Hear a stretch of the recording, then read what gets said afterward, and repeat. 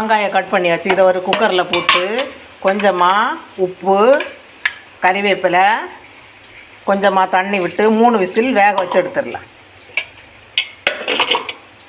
இப்போ மாங்காய் நல்லா மசிச்சாச்சு. இனி அரைச்சி வச்ச மசாலா இதில் விட்டு தேவையான தண்ணியை சேர்த்துட்டு லைட்டாக கொதி வந்ததும் ஆஃப் பண்ணிடலாம்.